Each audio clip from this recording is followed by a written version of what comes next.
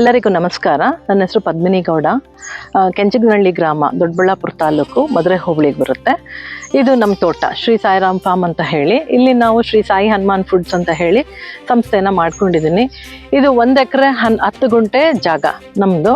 ಇಲ್ಲಿ ನಾವು ಸಮಗ್ರ ಕೃಷಿ ಜೊತೆಗೆ ಕೃಷಿಯೇತರ ಚಟುವಟಿಕೆ ಅಂದರೆ ಹಾಲಣಬೆ, ಮಿಲ್ಕಿ ಮಶ್ರೂಮ್ ಅಂತ ಏನು ಹೇಳ್ತೀವಿ, ಅದನ್ನು ಕಲ್ಟಿವೇಟ್ ಮಾಡ್ತಿದ್ದೀವಿ. ಮತ್ತು ಅಡಿಕೆ ತಟ್ಟೆಗಳ ತಯಾರಿಕಾ ಘಟಕ ಇದೆ, ಮರದ ಗಾಣದ ಎಣ್ಣೆ ಯೂನಿಟ್ ಇದೆ, ಮಸಾಲ ಪುಡಿಗಳ ಯೂನಿಟ್ ಇದೆ, ಮತ್ತು ನಮ್ಮದು ಪೌಲ್ಟ್ರಿ ಇದೆ, BV380 ಇದು. ಇದ್ರದ್ದೆಲ್ಲ ವೇಸ್ಟ್ ಹೋಗಿ ನಾವು ವರ್ಮಿ ಕಾಂಪೋಸ್ಟ್ ಅಂದರೆ ಎರೆಹುಳು ಗೊಬ್ಬರದ ಘಟಕ ಕೂಡ ಇದೆ. ಈಗ ಒಂದೊಂದೇ ಯೂನಿಟ್ ನಾನು ತೋರಿಸ್ತೀನಿ ಬನ್ನಿ, ಯಾವ ರೀತಿ ಒಂದು ಚಿಕ್ಕ ಜಾಗದಲ್ಲಿ ನಾವು ಸಮಗ್ರ ಕೃಷಿ ಜೊತೆಗೆ ಕೃಷಿಯೇತರ ಚಟುವಟಿಕೆ ಮಾಡಿಕೊಂಡು ನಾವು ಯಾವ ರೀತಿ ಆದಾಯನ ಇಂಪ್ರೂವ್ ಮಾಡ್ಕೋಬೋದು ಅನ್ನೋದು ತೋರಿಸ್ತೀನಿ. ಈಗ ಮಶ್ರೂಮ್ ಯೂನಿಟ್ ಹತ್ರ ಹೋಗೋಣ ಬನ್ನಿ. ನಮ್ಮ ಮಿಲ್ಕಿ ಮಶ್ರೂಮ್ ಬೆಳೆಯೋ ಅಂಥ ಘಟಕ ಅಂದರೆ ಇದನ್ನು ಗ್ರೋ ರೂಮ್ ಅಂತ ಹೇಳ್ತೀವಿ. ಡಾರ್ಕ್ ರೂಮ್ ಆ ಕಡೆಗಿದೆ ನೋಡಿ. ಇದು ಯಾರಾದರೂ ಅಣಬೆ ಕೃಷಿ ಮಾಡಬೇಕು ಅಂತಿದ್ರೆ ನ್ಯಾಷನಲ್ ಹಾರ್ಟಿಕಲ್ಚರ್ ಮಿಷನ್ ಕಡೆಯಿಂದ ಇವತ್ತಿನ ದಿನ 40% ಸಬ್ಸಿಡಿ, ಅಂದರೆ 30 ಲಕ್ಷ ನೀವು ಪ್ರಾಜೆಕ್ಟ್ ರಿಪೋರ್ಟ್ ಮಾಡಿದಾಗ, ಪ್ರಾಜೆಕ್ಟ್ ಕಾಸ್ಟ್ ಆದಾಗ 12 ಲಕ್ಷ ನ್ಯಾಷನಲ್ ಹಾರ್ಟಿಕಲ್ಚರ್ ಮಿಷನಿಂದ ಡೈರೆಕ್ಟಾಗಿ ನಿಮಗೆ ಸಬ್ಸಿಡಿ ಬರುತ್ತೆ. ಸೊ ನಾನು ಇದ್ರದ್ದು ಫಲಾನುಭವಿ. ಇದು ನಮ್ಮ ಯೂನಿಟ್. ಒಳಗಡೆಗೆ ಹೋಗೋಣ ಬನ್ನಿ. ಹಾಗೆ ಹಾರ್ವೆಸ್ಟ್ ಮಾಡುವಂಥದ್ದು ಅಂದರೆ ಬೆಳೆ ಬೆಳೆಯುವಂಥ ಕೊಠಡಿ ಅಂತ. ಇದು ನಾವು ಕೆಳಗಡೆಗೆ ಏನಕ್ಕೆ ಮಾಡಿದ್ದೀವಿ ಅಂದರೆ ಟೆಂಪ್ರೇಚರು ಮತ್ತು ಹ್ಯೂಮಿಡಿಟಿ ತುಂಬ ಇಂಪಾರ್ಟೆಂಟು. kg ಅಷ್ಟು ಹಾಲಣಬೆ ಅಂದರೆ Milky mushroom, white Milky mushroom ಅಂತ ಏನು ಹೇಳ್ತೀವಿ, ಅದನ್ನು ಬೆಳಿತೀವಿ ಮತ್ತು ಡೈರೆಕ್ಟ್ ಮಾರ್ಕೆಟಿಂಗ್ ನಾವು ಮಾಡ್ಕೊಳ್ತಿದ್ದೀವಿ ಥ್ರೂ ಸಪ್ಲೈ ಚೈನ್ ಗ್ರೂಪ್ಸು ಮತ್ತು FPO ಇಂದ. ಖಂಡಿತ ಇದು ತುಂಬ ದೊಡ್ಡ ಮಟ್ಟದಲ್ಲಿ ಮಾರುಕಟ್ಟೆಗೆ ಓಪನಿಂಗ್ ಇರೋದ್ರಿಂದ ಎಲ್ಲ ರೈತರಲ್ಲೂ ಮನವಿ, ಈ ಬೆಳೆಯನ್ನು ಬೆಳೀರಿ. ಆಯಿಸ್ಟರ್ ಅಥವಾ ಮಿಲ್ಕಿ ಅಥವಾ ಬಟನ್ ಮಶ್ರೂಮು ನಿಮ್ಮ ವಾತಾವರಣಕ್ಕೆ ಯಾವುದು ಅನುಗುಣವಾಗಿ ಬೆಳೆಯೋ ಅಂಥದ್ದಿದೆಯೋ ಮಶ್ರೂಮ್ ಕಲ್ಟಿವೇಷನ್ ಮಾಡೋದನ್ನು ಮಾಡಿಕೊಂಡು ನೀವು ಒಂದು ಏನು ಹೇಳ್ತೀವಿ ನಾವು ಎಂಪ್ಲಾಯ್ಮೆಂಟ್ ಕ್ರಿಯೇಟ್ ಮಾಡ್ಬೋದು. ಒಂದು 4 ಜನಕ್ಕೆ ಕೆಲಸ ಕೊಡ್ಬೋದು ಇದರಿಂದ. ಮತ್ತು ಮಾರ್ಕೆಟ್ ಇದೆಯಾ ಅಂತ ಎಲ್ಲರೂ ಕೇಳ್ತಾರೆ. ಖಂಡಿತವಾಗಿ ಇದಕ್ಕೆ ತುಂಬ ಡಿಮ್ಯಾಂಡ್ ಇದೆ. ಮಿಲ್ಕಿ ಮಶ್ರೂಮ್ ಅಂತಲೇ ಹೇಳ್ತಿಲ್ಲ ನಾನು, ಮಶ್ರೂಮ್ಗೆ ಡಿಮ್ಯಾಂಡ್ ಇದೆ ಇಂಡಿಯಾದಲ್ಲಿ. ಇದು ಮಿಲ್ಕಿ ಮಶ್ರೂಮ್ ನೋಡಿ. ಇವತ್ತು ನಾವು ಇದನ್ನು ಹಾರ್ವೆಸ್ಟ್ ಮಾಡ್ತೀವಿ. ಇದು ನಾಳೆ ಆಗುತ್ತೆ, ಇದು ನಾಳಿದ್ದು. ಈ ರೀತಿ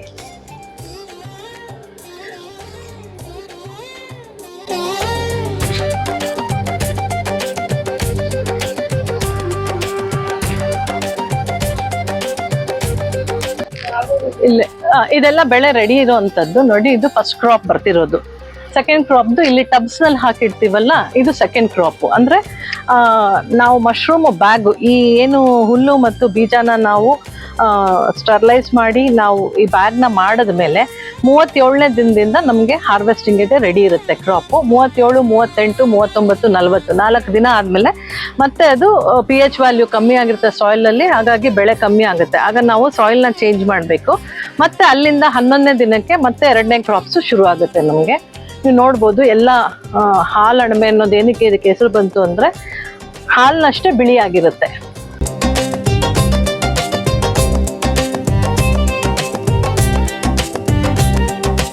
ಕೇಸಿಂಗ್ ಆಗಿರೋದು ನ್ಯೂ ಬ್ಯಾಗ್ಸು, ನಿನ್ನೆ ದಿವಸ ಅಂದರೆ 1 ದಿನದ ಬ್ಯಾಗ್ಗಳಿದು ಕೇಸಿಂಗ್ ಆಗಿರೋ ಅಂಥದ್ದು. ಇಲ್ಲಿ ಪಿನ್ನಟ್ಸ್ ಬರ್ತಿರ್ದಿಯಲ್ಲ, ಅವೆಲ್ಲನೂ ಒಂದು 6ನೇ ದಿನದ ಬ್ಯಾಗ್ಸ್ ಇವೆಲ್ಲನೂ.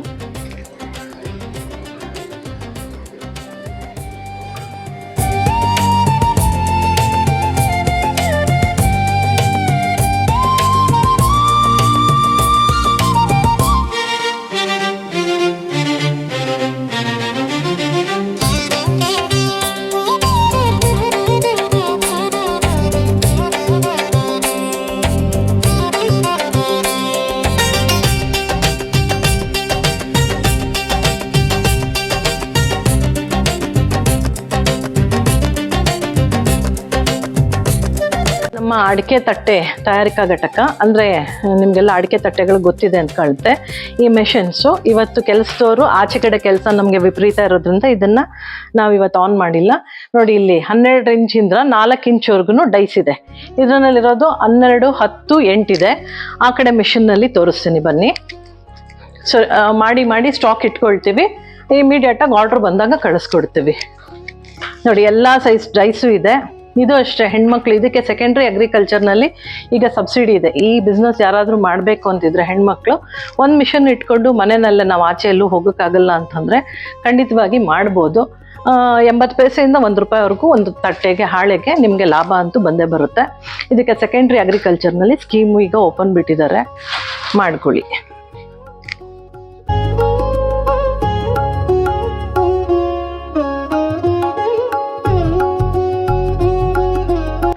ಇದು 6 ಇಂಚು, ಇದು 8 ಇಂಚು, ಇದು ಮತ್ತೆ 6 ಇಂಚು, ಇದು 8 ಇಂಚು, ಇದು 8 ಇಂಚು. ಯಾಕಂದರೆ ಹಾಳೆ ಕಡೆಯಲ್ಲಿ ಉಳಿಯೋದನ್ನು ನಾವು 6 ಅಥವಾ 4 ಇಂಚಸ್ಗೆ ಹಾಕ್ಕೊಳ್ತೀವಿ. ಇದು 4 ಇಂಚು. ಜಾಸ್ತಿ ಯಾವಾಗಲೂ ನೀವು ಕಾನ್ಸಂಟ್ರೇಟ್ ಮಾಡಬೇಕೇನು ಅಂದರೆ ದೊಡ್ಡ ಹಾಳೆಗಳು ಸಿಕ್ಕಿದಾಗ ದೊಡ್ಡ ಪ್ಲೇಟ್ ಮಾಡಿದಾಗ ನಮಗೆ ಲಾಭ ಬರೋದು ಜಾಸ್ತಿ ಇರುತ್ತೆ. ನೋಡಿ ಇಲ್ಲಿ 12, 12, 12 ಇಂಚಿಂದು, ಇಲ್ಲಿ 10 ಇಂಚದು 3.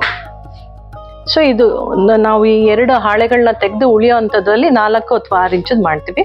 ಹಾಗಾಗಿ ಆ ಡೈಸ್ ಕಮ್ಮಿ ಇಟ್ಕೊಳ್ಳಿ, ಇದನ್ನ ಜಾಸ್ತಿ ಇಟ್ಕೊಳ್ಳಿ.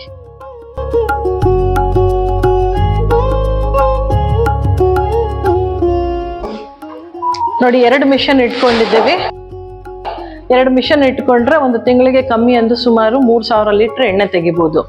ಸೊ ಮನೆಯಲ್ಲಿರೋ ಹೆಣ್ಮಕ್ಳು 1 ಮಿಷನ್ ಇಟ್ಕೊಳ್ಳಿ, ಮನೆಯಲ್ಲೇ ಮಾಡ್ಬೋದು. ನಿಮ್ಮ ಅಕ್ಕಪಕ್ಕದ ಮನೆ, ಅಲ್ಲಿ ನಿಮ್ಮ ಸರೌಂಡಿಂಗ್ಗೆ ಮಾರಾಟ ಮಾಡ್ಬೋದು. ಈವನ್ ಈ ವರ್ಷನೂ ಇದಕ್ಕೆ ಸೆಕೆಂಡ್ರಿ ಅಗ್ರಿಕಲ್ಚರ್ನಲ್ಲಿ ಎಣ್ಣೆ ಗಾಣಗಳಿಗೆ ಸಬ್ಸಿಡಿ ಕೊಡ್ತಾ ಇದ್ದಾರೆ. ಅಂದರೆ ಸಹಾಯಧನ ಗೌರ್ನಮೆಂಟು ಅನೌನ್ಸ್ ಮಾಡಿದ್ದಾರೆ. ನೀವು ಅದನ್ನ ಹೋಗಿ ಮಾಹಿತಿ ತಗೊಂಡು ಅವೇಲ್ ಮಾಡ್ಕೋಬೋದು. ಇದು ನಮ್ಮ ಎಣ್ಣೆಗಾಣ. ನಾನು ಪ್ರಾಡಕ್ಟ್ಸ್ ಎಲ್ಲ ನಾವು ಯಾವ ರೀತಿ ಲೇಬಲ್ ಮಾಡಿ ನಮ್ಮದು ಬ್ರ್ಯಾಂಡಿಂಗ್ನಲ್ಲಿ ಕಳಿಸ್ತೀನಿ ಅಂತ ಹೇಳಿ ಆಮೇಲೆ ತೋರಿಸ್ತೀನಿ. ಎಷ್ಟು ಪ್ರಾಡಕ್ಟ್ ಇದೆ ನಮ್ಮದು, ಏನೆಲ್ಲ ನಾವು ಆಚೆ ಕಳಿಸ್ತಿದ್ದೀವಿ ಅಂತ ಹೇಳಿ ನಾನು ತೋರಿಸ್ಕೊಡ್ತೀನಿ. ಇದು ಎಣ್ಣೆಗಾಣ.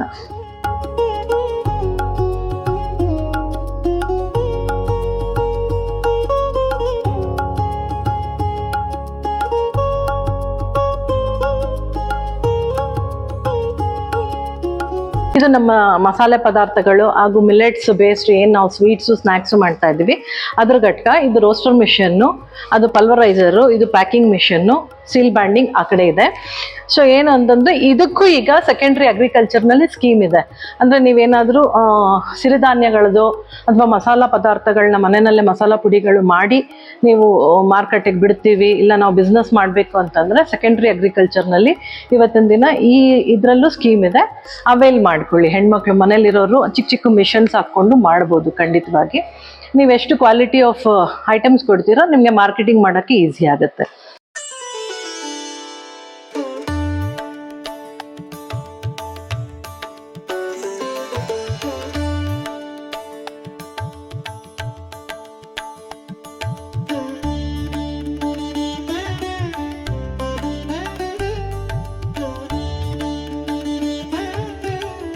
ಪ್ರತಿಯೊಬ್ಬರು ರೈತರಿಗೂ ನನ್ನ ಮನವಿ ಮಾಡೋದೇನು ಅಂತಂದ್ರೆ ಬೋರ್ವೆಲ್ ಕೊರೆಸುವಾಗಲೇ ಒಂದು 20,000ನ ಪಕ್ಕಕ್ಕೆ ಇಡಿ.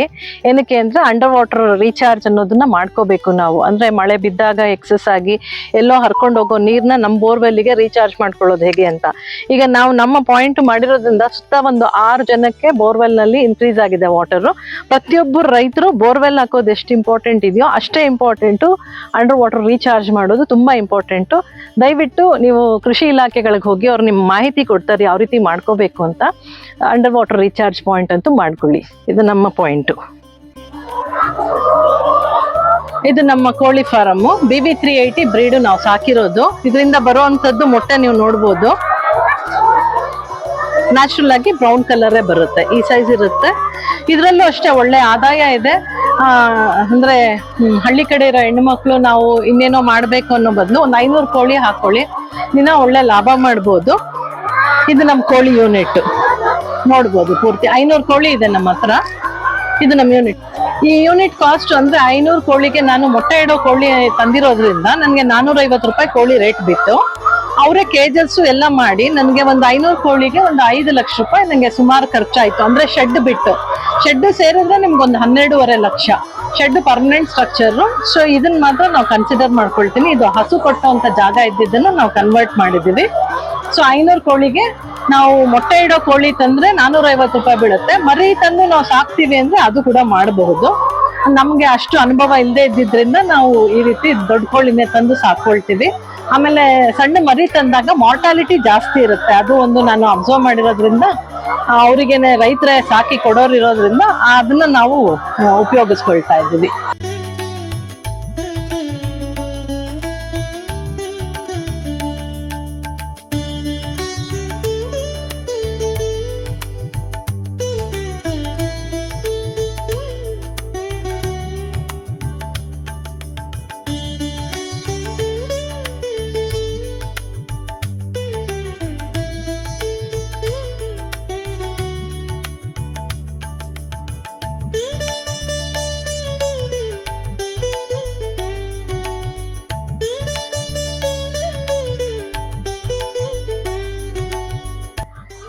ಇದು ಕುರಿ ಶೆಡ್ ನಮ್ದು.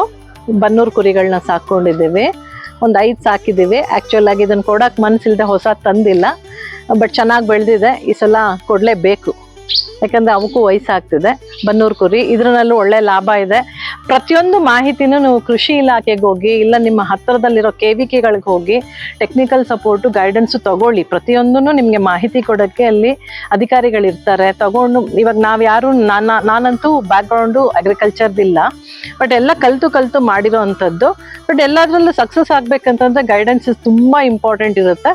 ದಯವಿಟ್ಟು ಹತ್ತಿರದಲ್ಲಿರೋ ಕೃಷಿ ಇಲಾಖೆ ಅಧಿಕಾರಿಗಳನ್ನ ಕಾಂಟ್ಯಾಕ್ಟ್ ಮಾಡಿ. ಇದು ನಮ್ಮ ಕುರಿ ಶೆಡ್ಡು. ನಮ್ಮ ಹಸು ಶೆಡ್ಡು ಇಲ್ಲಿದೆ, ಬಟ್ ಹಸು ನಮ್ಮ ಹತ್ರ ಇಲ್ಲ, ಇನ್ನೊಬ್ರ ಹತ್ರ ಬಿಟ್ಟಿದ್ದೀವಿ. ಯಾಕಂದರೆ ಅದೆರಡು ಗಬ್ಬಾಗಿದೆ. ನಮ್ಗೆ ಅದನ್ನು ಇನ್ನೇನದು ಇಷ್ಟರಲ್ಲೇ ಕರು ಹಾಕುವಂಥದ್ದಿದೆ. ಬಟ್ ಅದು ನಮಗೆ ಅದರದ್ದು ತಿಳುವಳಿಕೆ ಅಷ್ಟಿಲ್ಲದೆ ಇರೋದ್ರಿಂದ ನಮ್ಮ ಸ್ನೇಹಿತರು ನರಸಿಂಹಮೂರ್ತಿ ಅಂತಿದ್ದಾರೆ, ಅವರು ಹಸುವೇ ಕಟ್ಟಿದ್ದಾರೆ, ಒಂದು 30 ಹಸು. ಅವ್ರ ಹತ್ರ ತೊಗೊಂಡೋಗ್ಬಿಟ್ಟಿದ್ದೀವಿ. ಅದು ಕರು ಹಾಕಿದ ತಕ್ಷಣ ಇಲ್ಲಿಗೆ ವಾಪಸ್ ಕರ್ಕೊಂಡು ಬರ್ತೀವಿ.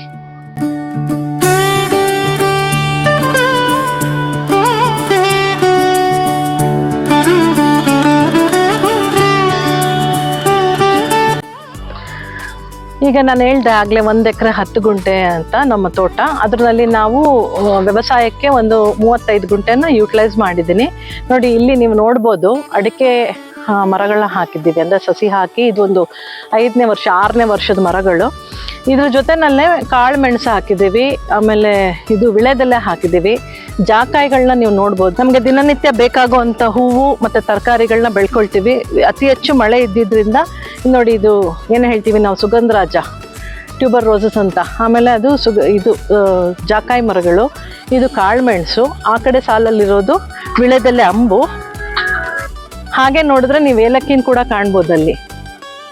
ಪೂರ್ತಿ 2 ಸಾಲು ಏಲಕ್ಕಿ ಹಾಕ್ಕೊಂಡಿದ್ದೀವಿ. ಹೂವು, ಮೆಣಸಿನಕಾಯಿ ನೋಡಿ. ಇದೇ ಇದರಲ್ಲಿ ನಮ್ಮ ಹಸುಗೆ ಮೇವು, ಹಸುಗೆ ಮತ್ತು ಕುರಿಗೆ ಬೇಕಾಗಿರೋ ಜೋಳನ ಬೆಳ್ಕೊಳ್ತಿದ್ದೀವಿ. ಇದ್ರನ್ನಲ್ಲೇ ಕೋಕೋ ಹಾಕಿದ್ದೀವಿ. ಇಲ್ಲಿ ನಾವು ಯಾವ ಪದ್ಧತಿನ ಯೂಸ್ ಮಾಡಿದ್ದೀವಿ ಅಂದರೆ ಲೇಯರ್ ಪದ್ಧತಿ. ಅಂದರೆ ನೋಡಿ, ಅಡಿಕೆ ಎತ್ತರದಲ್ಲಿದೆ, ಅದ್ರ ಕೆಳಗಡೆ ಒಂದು ಲೇಯರ್ ಬರ್ತಿದೆ ನಮ್ಮದು ಕೋಕೋ ಮತ್ತು ಜಾಕಾಯಿ ಅಥವಾ ಚಕ್ಕೆ ಮರಗಳು. ಆಮೇಲೆ ಬಳ್ಳಿ ಅಂತ ಬಂದಾಗ ಕಾಳುಮೆಣಸು, ವಿಳೆದೆಲೆ ಹಾಕಿದ್ದೀವಿ. ಅದ್ರ ಕೆಳಗಡೆ ಬಂದಾಗ ನಾವು ಏಲಕ್ಕಿನ ಬೆಳಿತಿದ್ದೀವಿ. ಆಮೇಲೆ ತರಕಾರಿಗಳು ಮತ್ತು ಮೇವು. ಇಷ್ಟನ್ನು ನಾವು ಯಾವ ಪದ್ಧತಿ ಅಳವಡಿಸ್ಕೊಂಡಿದ್ದೀವಿ ಅಂದರೆ, ಮುಂಚೆ ಡ್ರಿಪ್ ಇರಿಗೇಷನ್ ಮಾಡ್ಕೊಂಡಿದ್ವಿ. ಬರೀ ಇದು ಒಳ್ಳೆ ನೀರಾವರಿಗೆ, ಅಂದರೆ ಮಿಶ್ರ ಬೆಳೆ ಹಾಕಿದಾಗ ಈ ಥರ ಪೈಪ್ಸ್ ಹಾಕ್ಕೊಳ್ಳೋದು ನಮಗೆ ತುಂಬ ಅನುಕೂಲಕರ. ಯಾಕಂದರೆ ಎಲ್ಲದಕ್ಕೂ ಈಕ್ವಲ್ ಆಗಿ ವಾಟರ್ ಡಿಸ್ಟ್ರಿಬ್ಯೂಟ್ ಆಗುತ್ತೆ. ಸೊ ಆ ಕಡೆ ನೀವು ನೋಡ್ಬೋದು, ಆ ಕಡೆ ಟೀಕ್ ಹಾಕಿದ್ದೀವಿ 15 ಗುಂಟೆಗೆ. ಅಲ್ಲಿ ಕರ್ಕೊಂಡು ಹೋಗ್ತೀನಿ.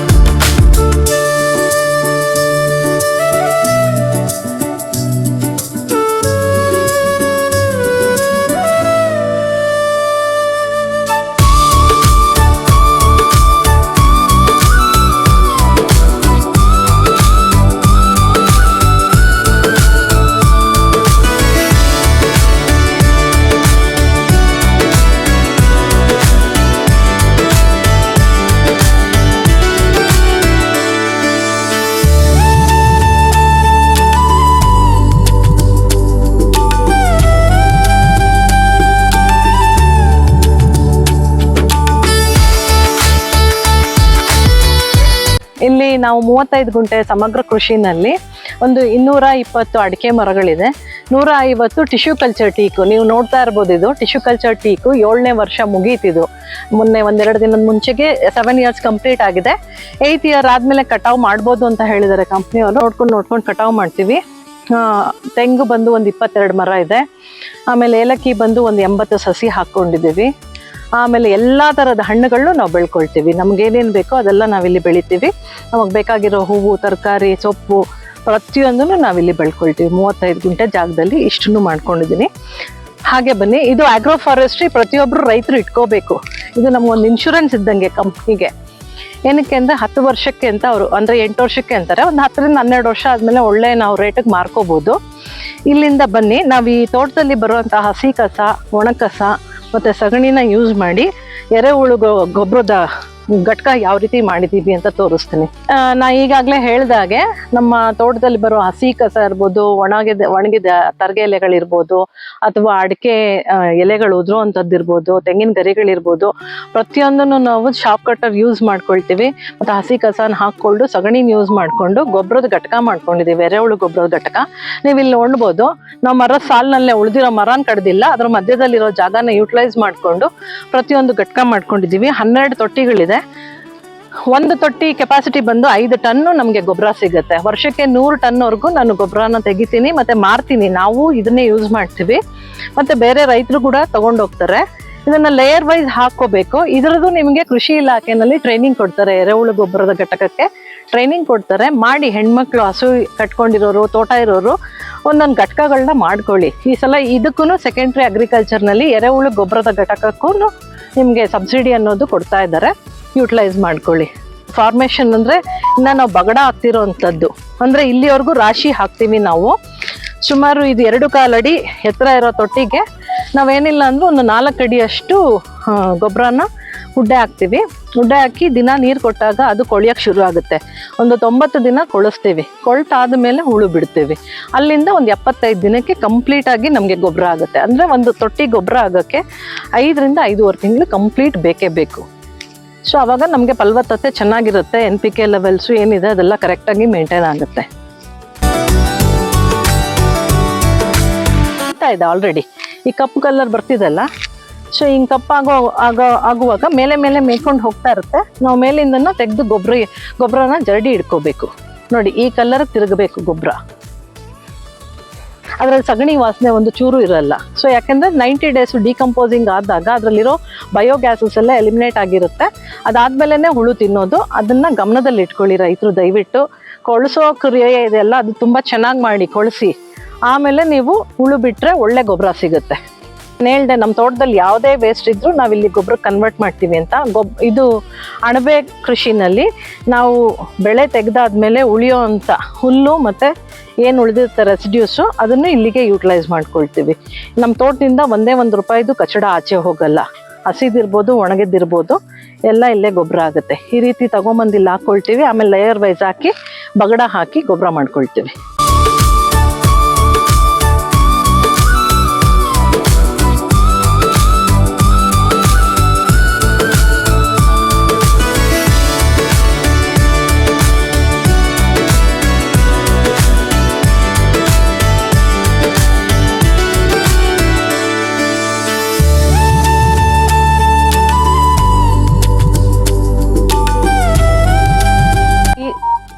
ನಮ್ಗೆ ಈ ಘಟಕ ಅಂದರೆ ಒಂದು 4-5 ವರ್ಷದ ಮುಂಚೆ ಮಾಡಿರೋದು ಈ ಘಟಕ. ಈ ಘಟಕ ನಾವು ರೆಡಿ ಮಾಡೋದಕ್ಕೆ ಒಂದು 2 ಲಕ್ಷ ರೂಪಾಯಿ ಖರ್ಚಾಗಿತ್ತು. 1, 2, 3, 4, 12 ತೊಟ್ಟಿ ಮಾಡಿದ್ದೀವಿ. 12 ಅಂದರೆ ಒಂದು ಬೆಳೆ 6 ತಿಂಗಳಿಗೆ 60 ಟನ್ನು ಕೆಪಾಸಿಟಿ ಅನ್ನೋದನ್ನ ಮಾಡ್ಕೊಂಡಿದ್ದೀನಿ ನಾನು. ಖಂಡಿತವಾಗಿ ಮಾಡ್ಕೊಳ್ಳಿ. ಇದಕ್ಕೆ 40% ಸಬ್ಸಿಡಿ ಕೊಡ್ತಾರೆ. ನೀವು 2 ಲಕ್ಷ ಖರ್ಚು ಮಾಡಿಕೊಂಡ್ರೆ ಒಂದು ಅಟ್ಲೀಸ್ಟ್ 80,000 ರೂಪಾಯಿ ಗೌರ್ಮೆಂಟ್ ಕಡೆಯಿಂದ ಬರುತ್ತೆ. ಮಾಡ್ಬೋದು. 2 ಹಸು ಇದ್ರೆ ಸಾಕು, ಇಷ್ಟು ತೊಟ್ಟಿನೂ ತುಂಬಿಸ್ಬೋದು ನಾವು.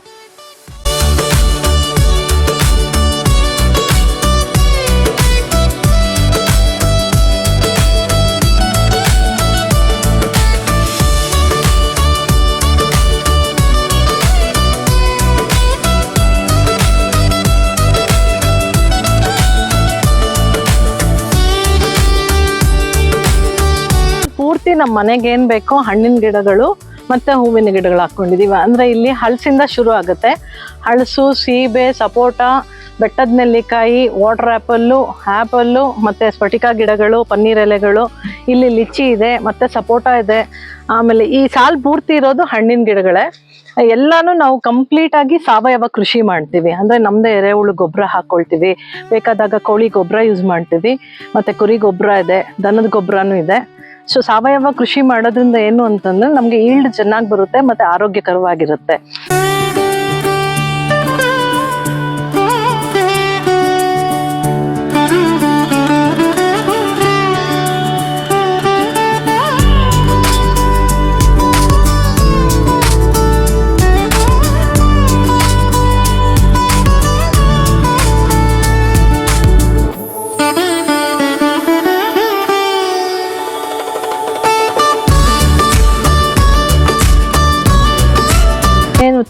ಬೆಳೀತಿದ್ದೀವಿ ಅಥವಾ ತಯಾರು ಮಾಡ್ತಿದ್ದೀವಿ ಪ್ರತಿಯೊಂದು. ಮೊದಲು ಅಣಬೆ ತೋರಿಸ್ತೀನಿ. ನಾನು ಹೇಳಿದೆ ನಮ್ಮದೇ ಬ್ರ್ಯಾಂಡಲ್ಲಿ ನಾವು ಮಾರ್ಕೆಟ್ ಮಾಡ್ತಾ ಇದ್ದೀವಿ.